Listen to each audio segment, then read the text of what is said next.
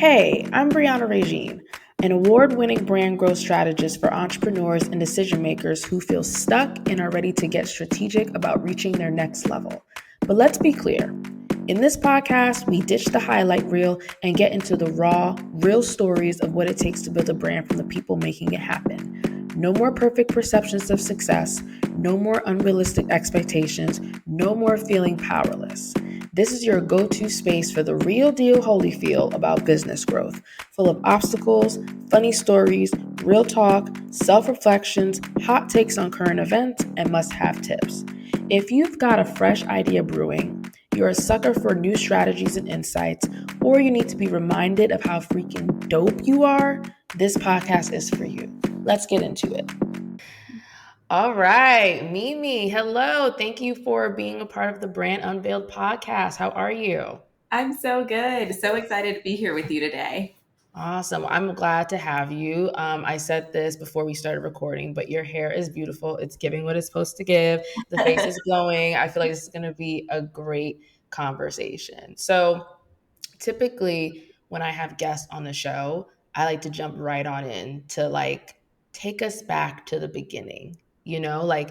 share who Mimi is today, but then give us a little bit about how she even got there in the first place.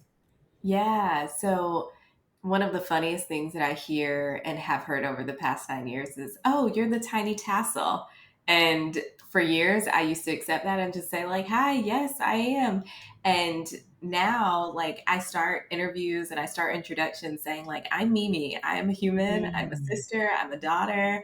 Like, I'm a friend. I'm all of these things. I'm a small business owner because it has been such a holistic journey of like every single part of me. Like I've literally grown up with this business over the past 9 years. And from the beginning, I started with literally just a simple tassel earring.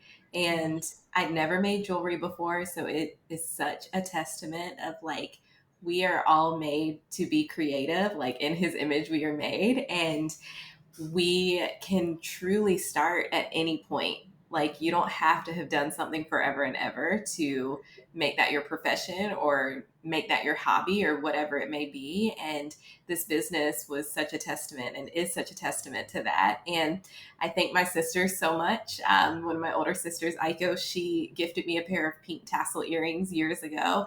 And I was so excited to share them with her. I FaceTimed her and I'll never forget. She was like, oh, like those are cute, but you know, you could have made them, right? And Mm. I was like, oh, okay. And so from there, I was like fueled to go online and learn how to make tassel earrings and jewelry. And that's where the Tiny Tassel started. Wow. So it started from your sister mentioning to you, you could make these on your own. Yeah. Prior to your sister sharing that with you, did you have any sort of inkling or feeling in your gut that you should leverage your creativity in some way? Or was it just your sister's words that really was the catalyst of like, huh, okay, I can? Yeah, so a little bit of both. I grew up in a very creative household. My mom, as you may know, is on our team and she designs and makes quite a bit of our clothing. Her background is fashion design and like all of the art in our home, she painted over my life. And Wow. it was just such a beautiful space to grow up in. And my sisters are both very artistic. And I always felt like I was the one that like wasn't like I could not pick up a pencil or a paintbrush and just draw something. Like that still stresses me out to this day. And thinking back to like childhood Mimi, I always had this dream of opening a store and owning a boutique. And literally 1 year for Christmas, I begged for a cash register. Like found a catalog somewhere and begged for a cash register. And why did my daddy buy me that? Like crazy. We love parents that pour into the dream of their children. Yes, yes. And it's so funny because a couple weeks ago, actually, we got in a cash drawer at the office because we finally needed it. We've never taken cash over the last 9 years. And I sent a selfie to my sister and my best friend and was like, literally living my childhood dreams right now. Like, with this little cash register situation. But I think back to those years of like growing up and not feeling super creative, but Mm. there was always creativity deep inside of me. And I just needed to find the right outlet. And to this day, I still don't claim to be like a fashion designer or a jewelry designer. Like, I love that side of it, but Mhm. I also love the business and the marketing and just the holistic view of creating a brand from nothing and seeing the impact that it's been able to make for the past 9 years. Yeah, yeah. I mean, same here. I think that's partially why I started my business. It's funny, like you've been doing this for 9 years. I'm going into our eighth year. Wow, In business. Thank congratulations. you. Congrats to you too, because Yeah. Woo! it's been a journey, for sure. But I'm really interested in what your like year 1 to 3 Hmm. was like, if you can remember, Yeah. like because now you're able to articulate, yeah, like seeing how a brand comes to be is amazing, right?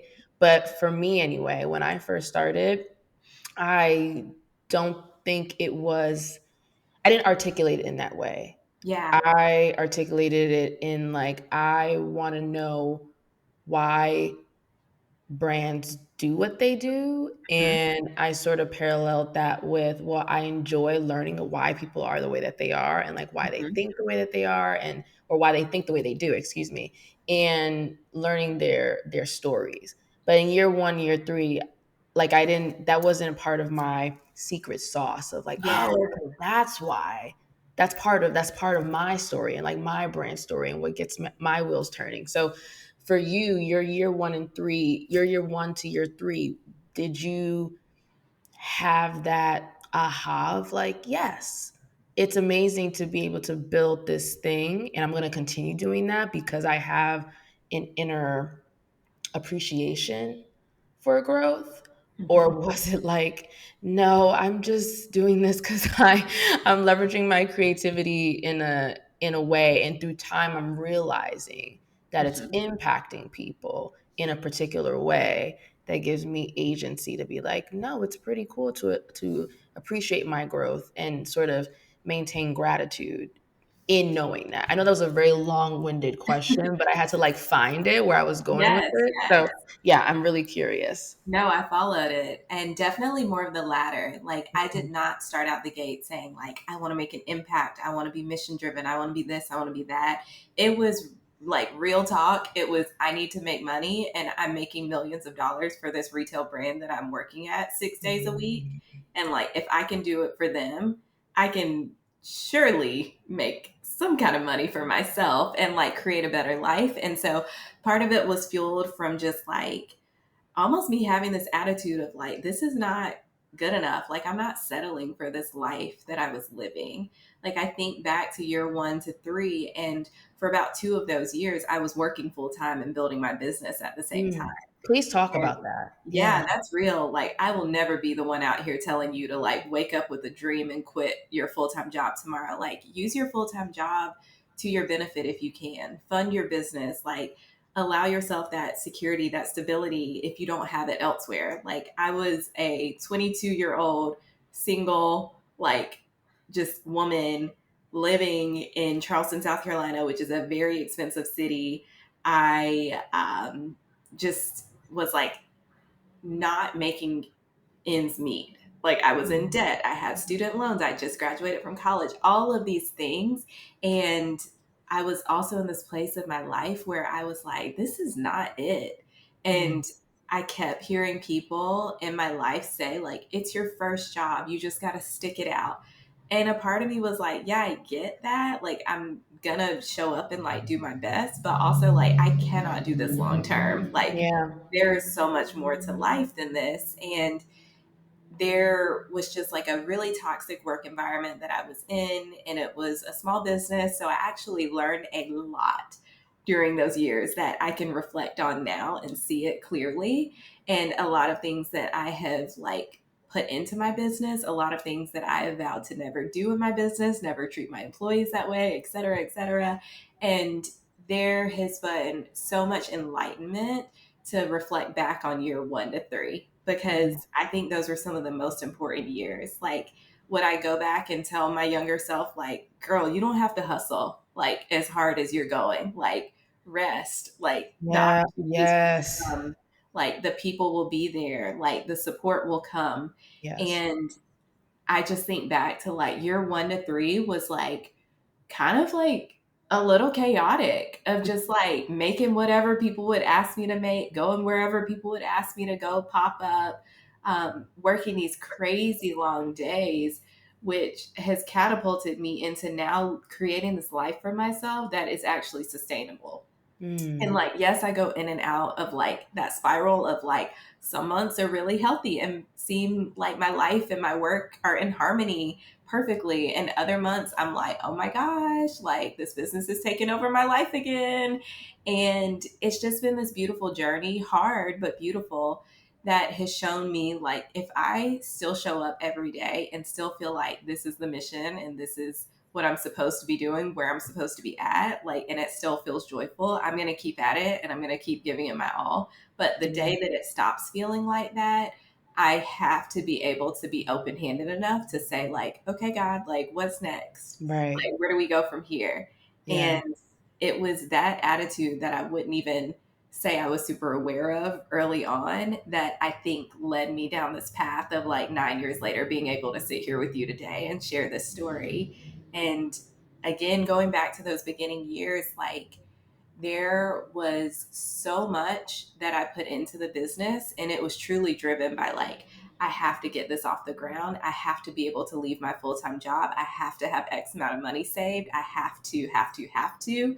And it worked, yes. And I do believe, like, if I could go back, I would do things a little differently. I would be a little more strategic. I would give myself more grace. I mm, would not like sacrifice so many months and years of my life to build the business that I thought it had to be because of what society was telling me and screaming at me.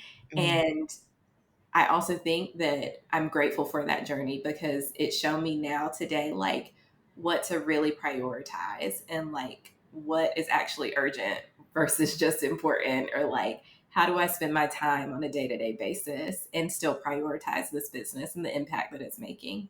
yeah. What did you think your business had to be based off of society or Mhm. industry trends? Like, what did you think it was supposed to be like? So I thought that it had to be this like very cutesy, very nice brand that was like perfectly tied up and wrapped up in a bow. And Mm, I thought that it had to be very approachable and very preppy and very southern because that was like the world that I was living in. And I think over the years, our customers and our supporters have seen the brand evolve and take on this like more authentic life. And I do believe that's because I, as a human and as a business owner, have also grown in that journey. yeah. And it's been really beautiful to be able to like live in this space that is very joyful and very colorful, and say like, yes, we're here to be this type of store that you come in and you love pink and you love color and you're a girly girl, but also we can be this brand that like shares our values, that takes things seriously, that doesn't just like take word for word what someone tells us it should be. And Mm, I think the both can exist at the same time. And over the years, I would say it was about year 5, which was 2020 for us, like I was just like fed up. I was burnt out. I was running another business, had just opened my first brick and mortar a couple years before that, was partnering with someone locally. And I was just burnt out and just like, again, at that point of like, this is not what life is supposed to feel like for me. mhm. And so that again catapulted me into that next season of life and next season of business that allows me to be where I am today. I have so many questions that I want to ask you, and I'm trying to be respectful of time. Like, there's so many different ways. I'm like, I want to take the conversation here. I want to take it there. I don't know. But I love what I hear in you sharing your story is a level of constantly checking in with yourself, Mm-hmm. which I feel like I sound like a broken record at this point, but I'm always preaching that entrepreneurship is going to test you. When your business grows, you grow, and vice versa. And your story is like book example of Mm-hmm. that. You have to constantly check in with yourself in order to know which decisions you should be making. And it could feel uncomfortable at the time because you don't see anyone else doing it. Yeah. Yeah. But that's also kind of the point. Like you became an entrepreneur, which is not only risky financially, but it's also risky like mentally and Yes. emotionally, sometimes physically too. Um, and so there's a part of it that I feel sometimes gets not necessarily overlooked, but sometimes, when you hear people talk, they're way into their journey, so they don't say it often, but you really have to constantly be in tune with yourself. Like Yeah. even from day one, you were in a way, it may not have felt like it to you, but Mm-hmm. in the articulation of your story today, you totally were. Yeah. You totally were. Um, what would you say has been a turning point in your business, in your 9-year journey? I would say releasing what um, I releasing some of those like false expectations that either Mm, I was putting on the business and myself or others were putting on it. And what you just said about like doing things uncomfortably and standing out, like that's us. Like one of the reasons why I opened brick and mortar stores in Charleston was because we are now the only Black or Asian owned women's boutique on the whole mm, peninsula of downtown Charleston, South Carolina, which is wow. insane. Like, it is insane that there is not more, like, Yeah. especially based on the history of the city and the population. Like, it's such a creative city, and there are so many small businesses, which I love, but there is a lack of diversity within those businesses that are showing up in physical spaces that get to represent our culture, that get to represent us as a people, that get to welcome people in and just share an experience that they're never going to feel at a big box store or at another store. Yeah. And I just, gosh, I think about this journey and I think about the days that have been like high highs and the days that have been low lows, and I really don't know how I've like continued some days, but most days I know that it's because I do feel like we're having a greater impact on our community. Like we're showing up as what feels like the first right now, but like we're just like the first in this current generational cycle Hmm. or this current decade cycle or whatever it may be. And I really, really believe that we are here to just show that there is accessibility, there is a need, there's a desire for more businesses like us to show up in our space, whether it's online or in person. And I hope that years down the road, like the street that we're on in Charleston, Spring Street, used to be predominantly Black owned businesses. And I Wow. always say, like, I hope that one day, whether our storefront is still on this corner, that I can step out and look around and see other Black owned businesses or other Asian owned businesses around us. And Hmm. I truly believe that one day it will be that way again. But it takes like us showing up and being uncomfortable right now and sharing our story, sharing beyond the like cuteness of our brand that people see. Yeah. Do you feel being the first is part of those false expectations, or were you suggesting the false expectations came from elsewhere, like maybe how you marketed your business or the things that you carry in your store? Like, what are some examples of those false expectations? Yeah, a little bit of both. And I will never forget, this was years ago now. My long term boyfriend at the time, his best friend, I think, like looked at our Instagram and of the brand and was kind of like, who's this white person shop? Mm. And I was like, oh, that hurt a little. I was like, Yeah. yikes. And it was because it was this like false expectation that because it was preppy and colorful and very cutesy, Mm. that it couldn't be Black owned or it couldn't be Asian owned. And that's one of the false expectations that we are disrupting. Like, we can share our culture, which we do through our designs, through our team, through us, through our mission. Like, we can share all of these things without it being like the typical or stereotypical Black Yeah. business that you see, or Black owned jewelry or clothing that you Hmm. are setting your own expectations to see. And Right.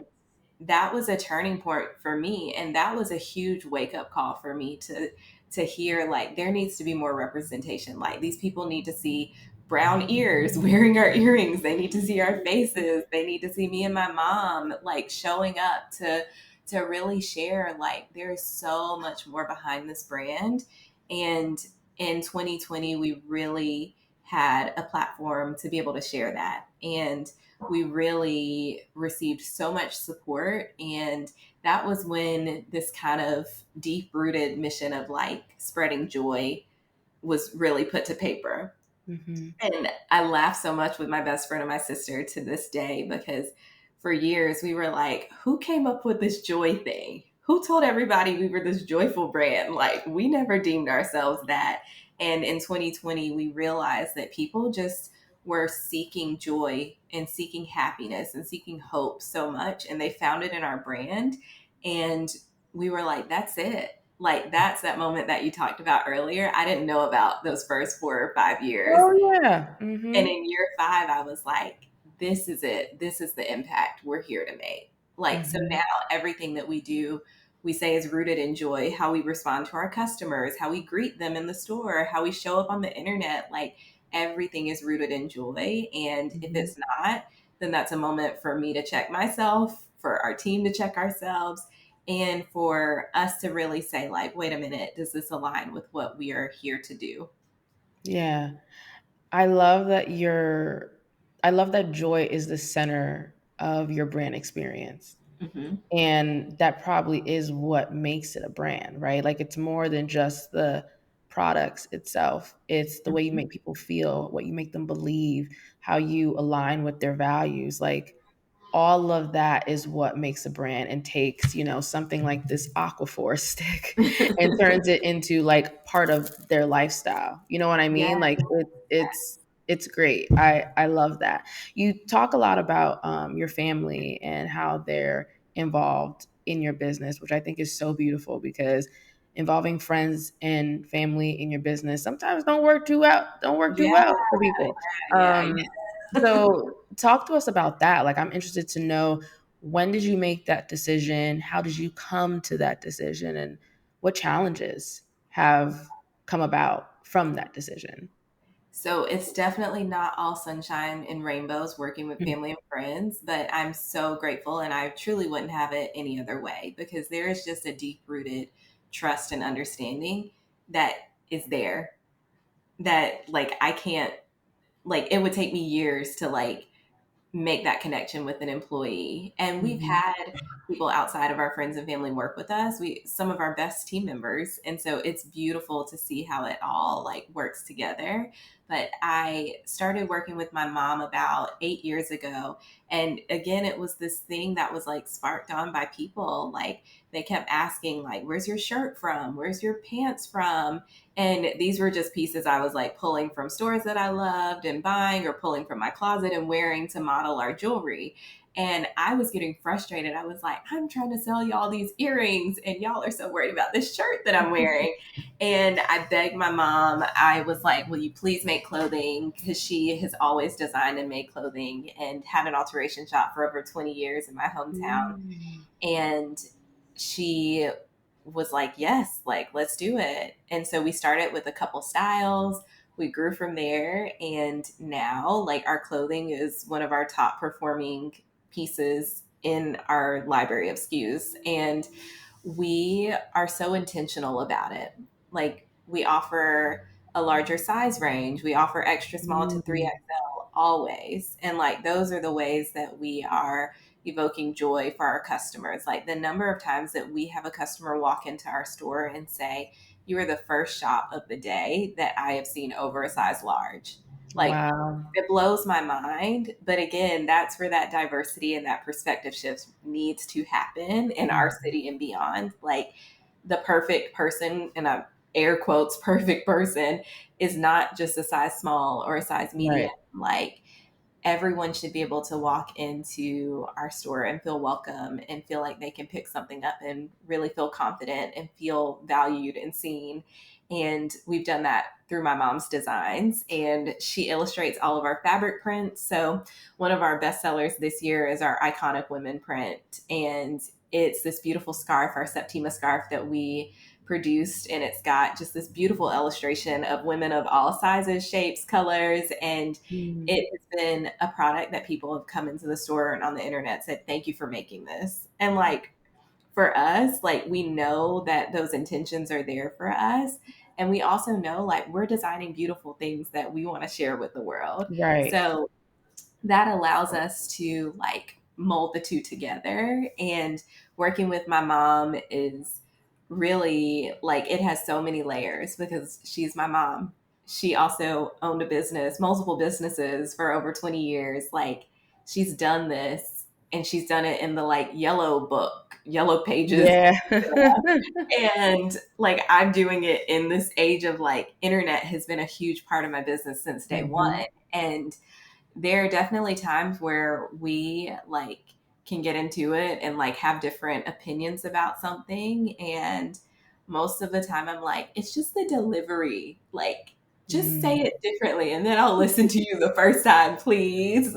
And like, my sister, she's worked with me from day one, and her background is accounting, and she's worked like as my unofficial CFO for many, many years. And then last year she came on full time with our team as our Nice. CFO. So that's something that we'd always talked about and dreamt of. That is a blessing. It was such a huge blessing. And in all transparency, we just offboarded her because she was very expensive. And we also are having like one of the hardest revenue years of the business. Mm. And like, I share that transparently because it's not this like beautiful like linear path that we're taking. It's like, Yeah. we have to be nimble, we have to be able to like ebb and flow and change and Mhm. see when we need to make changes. And my sister still like consults with us and still works with us, and like will probably help in some capacity with the business forever, as long as it stands. And that's a part of the business that I share with every entrepreneur that I meet. Like, you've got to have someone to support you with your finances and with your Yeah. numbers. Because, like, that's not where I want to spend my time, but it is where I spend my time now because she's Right. educated me and given me the tools. But having her and my mom, between the two of them, with like my mom's design background and like the technical pattern making and design, and my sister's like financial expertise, those two have been superpowers behind the brand. Yeah. Yeah. How big is your team now? So right now there are four of us on our team. So it's me, my mom, my sister, and then we have one full-time employee. And Nice. we just welcomed on an intern from the College of Charleston. And again, this is the year of like being smart, like trimming the fat, cutting down. Like, we have had a team of 10 women, and now we're at four. And like, it was a huge, and still is a huge adjustment, just like mentally, Yeah. physically, even because having a physical storefront, it's like you got to have people in there working. Right. So that's been a shift in my schedule and my life this year. And it's something that I'm willing to accept. Like, we know that the business will ebb and flow, and we have definitely, I think one of our biggest learning lessons is to be proactive and not reactive. Like, be so in tune with the numbers in the business Yes. that you can make a data driven decision before you have to be reactive. And we've not done that perfectly. Like, we have learned the hard way in some cases, but this is one of those cases of like, okay, we don't need a huge team right now. We cannot afford that. Like, we need to trim it down and we need to work smarter. And like, literally sent out texts earlier today to friends to say like, hey, we're decorating the shop for Christmas next week. Can anybody come over and help us? Like, Mhm. come for a good time. Yeah. Like, I'll buy you pizza. I don't know. Like, I'll give you free earrings. And it's one of those seasons again that just reminds us of like, no matter how many years of business we've Mm, had, like, there are still these moments. And I don't think of them as like backtracking or yeah. going back or down. Like, these are just moments of like real, just real life of like, this is the season we're in. And so let's steward it well instead of like letting our egos get in the way. Hmm. I don't know if you can see on my face that I'm about to explode because because oh that yes. First of all, what's the time? Okay. First of all, I appreciate your transparency so much because last year was our toughest year financially. Year 6 was our like this feels like year 1, but Yeah. like a little crazy because it's like, but this is it's year 6, so Yeah. why? And I think you articulated it perfectly. It doesn't matter how many years you've been in business, it's still going to ebb and flow, and you can still have financial challenges. Mhm. And, outside looking in is kind of like, duh, like, look at these Uh-huh. corporations. But when you're in it, I think sometimes you need to hear it from other people Yeah. that it's still a thing, you Yeah. know? So for however much you're comfortable sharing, and correct me if I'm wrong, in your business, you are 7 figure or 6 figure? You're 7 figure, correct? So we surpassed 7 figures a couple years ago. Hell yeah, you did. Period. And it's something that I'm super proud of. Like, we worked so hard to do that. And the year before, we were so close, like $20,000 away close. Damn. But we didn't even have a full team. We didn't have a full year of the brick and That's mortar open. beautiful. We didn't have strategy that year. And the next year we were like, we are doing it. And we surpassed, and we ended the year, I think, at like 1.1 million, which is like, Oof. I think it's 3% or less of female owned businesses hit that mark. Yeah.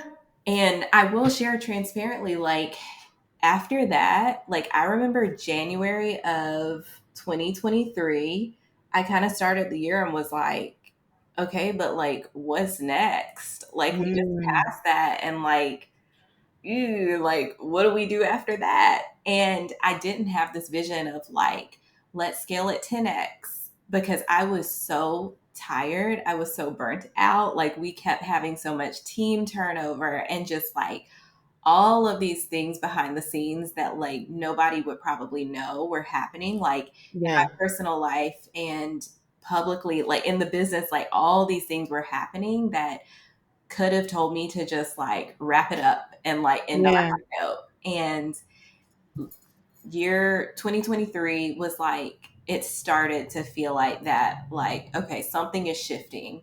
And at the beginning of the year, we heard like all the news outlets saying like, okay, it's a recession, it's this and that. And Yeah.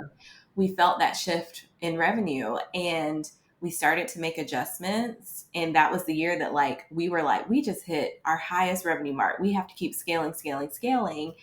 When instead I look back and think like, okay, we could have been a little more proactive in like trimming our fat then, and like Mhm. really just being smarter with our resources. And one of the other things that I want to share, like this misconception or just like business ignorance that I just like, what you don't know, you don't know.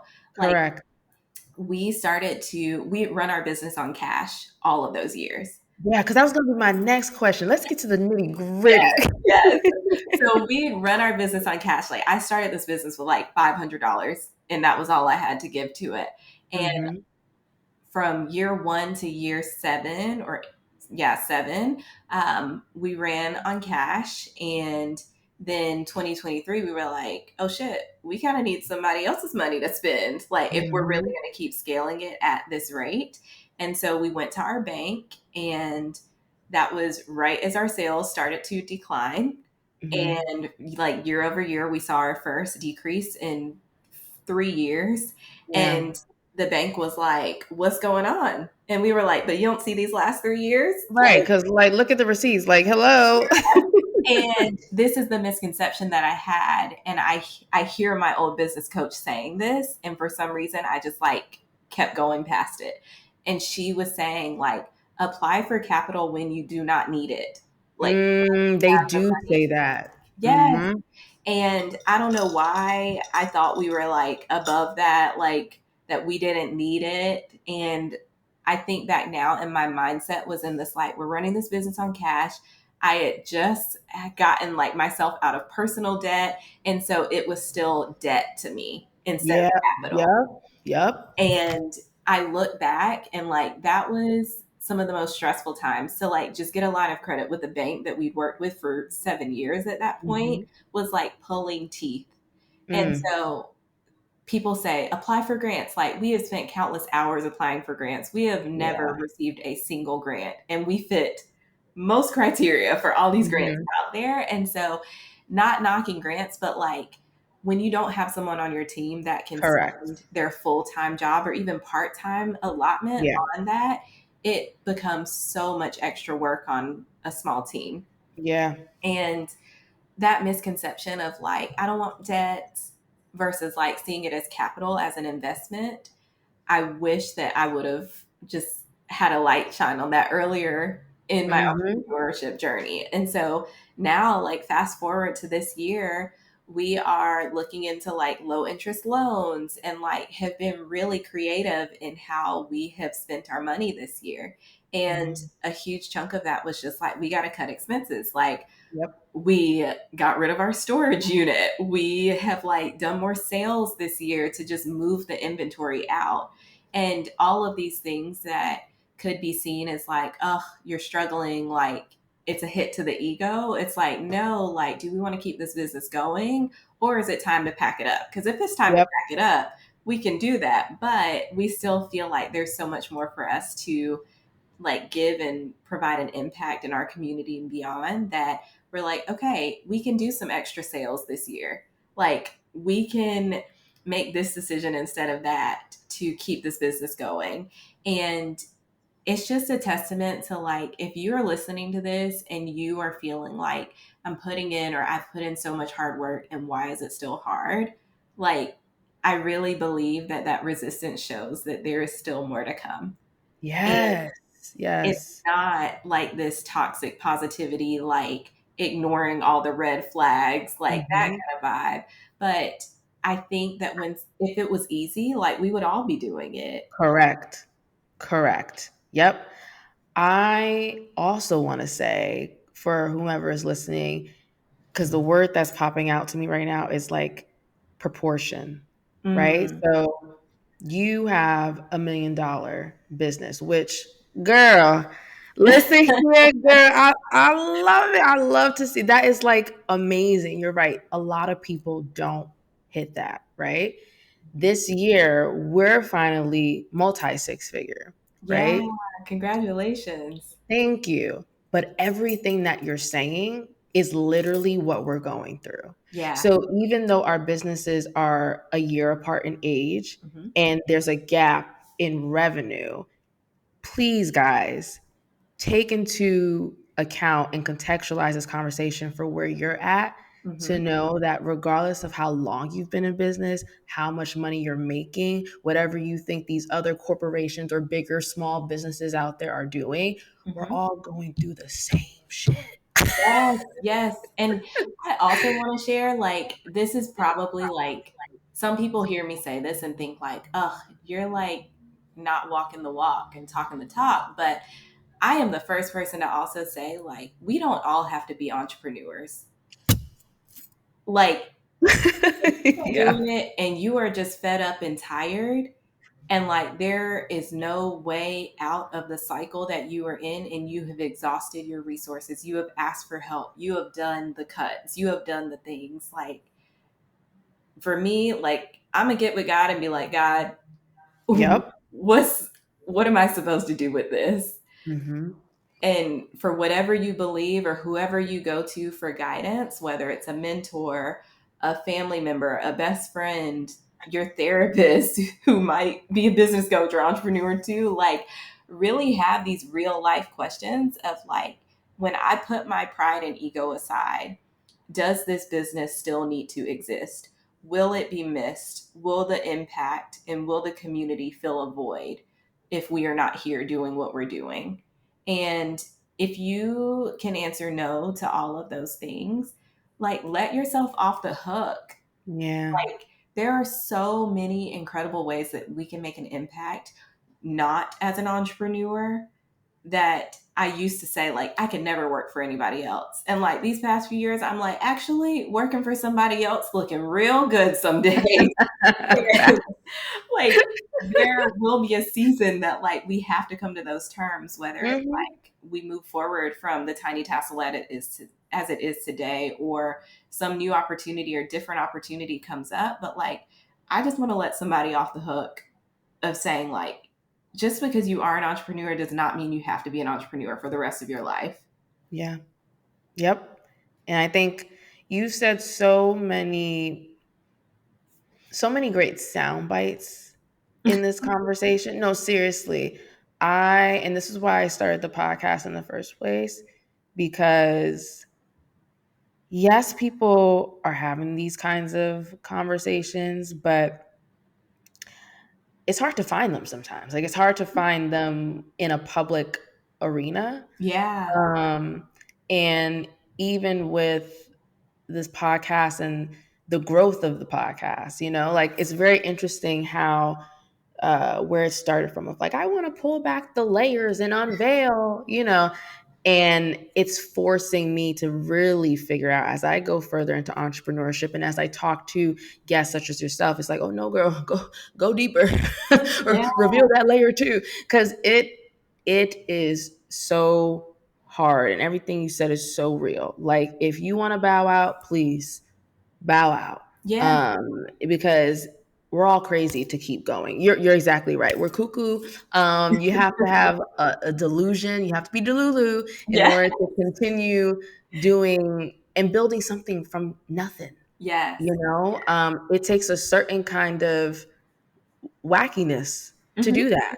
Um, but I appreciate your transparency so much, and you are making an impact in your local community. But I also know that your story is going to it's going to resonate, because even resonating with me, and it's reassuring to me.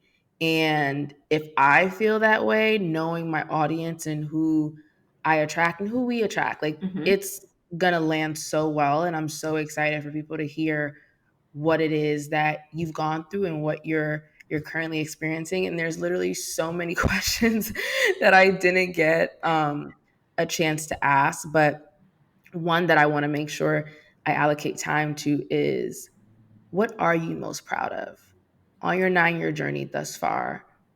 All the things that you've been through, the ups and the downs, taking a small tassel earring and having a library of SKUs. Y'all caught that right. She said a library of SKUs. Better get into it, girl. The inventory is thick, okay? What are you most proud of at this stage? I think at this stage, like sitting here this day today, I am proud of how we have just shown up authentically as a brand. Like we show up unapologetically as us. Like we show up a little messy sometimes. We show up really polished sometimes. We show up in a way that like I just read this thing the other day and it was like people are always watching you, whether it's investors or this or that. Don't Yeah. share all the messy layers of your business. Like that might deter them from investing. And I was like, okay, I get that, but also like if I'm going to partner with someone in any way, they need to know what's real because Correct. that means they can come in with a force of good to help direct, to help guide, to help support in the way that we would need it as a business. And I have sometimes like kind of flinched at myself, even some things that we've shared on social media over the years, or like some things that my mom has said in the store because she has no filter at all.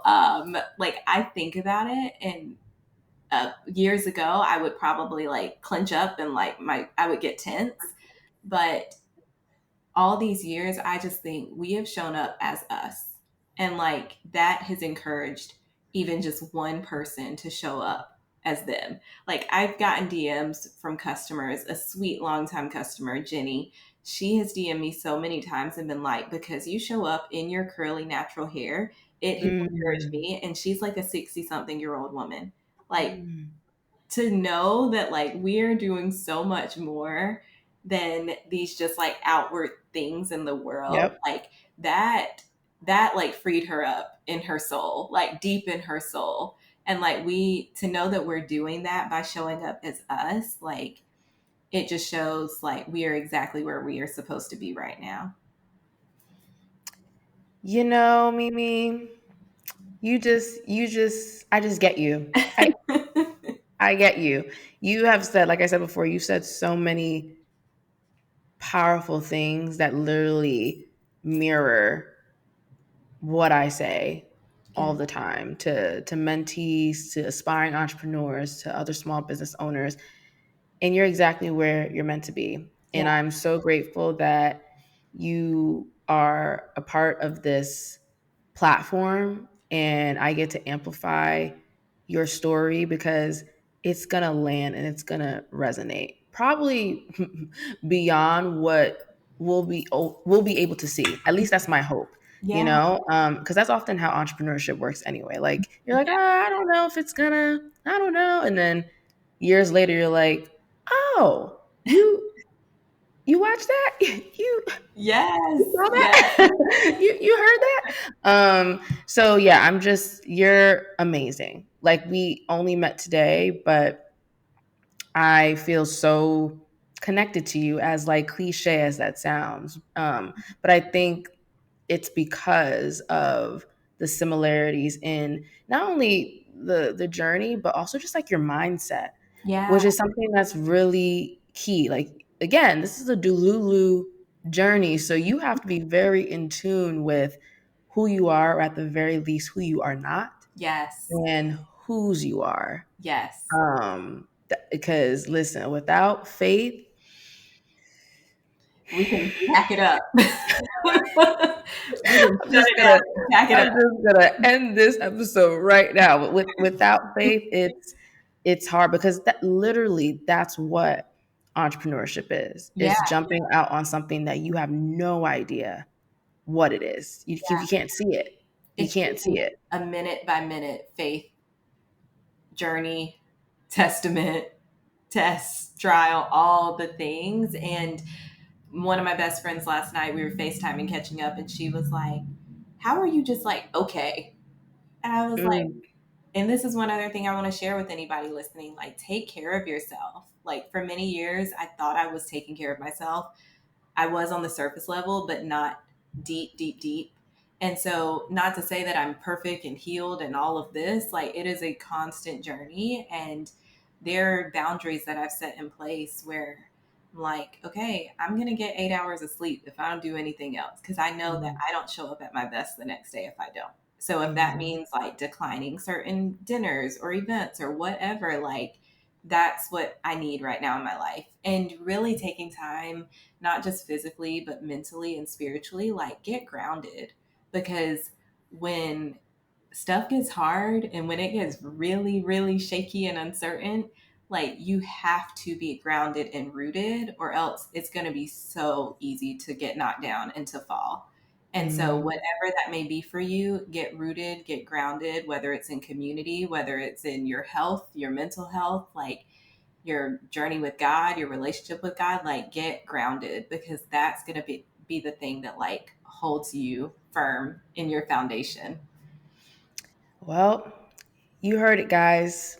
You heard it. You have said everything that like I just hallelujah. Like I just it's just too good. It's too good. It's too good. Where can people learn more about you, Mimi, and your store and just continue to follow you on your journey?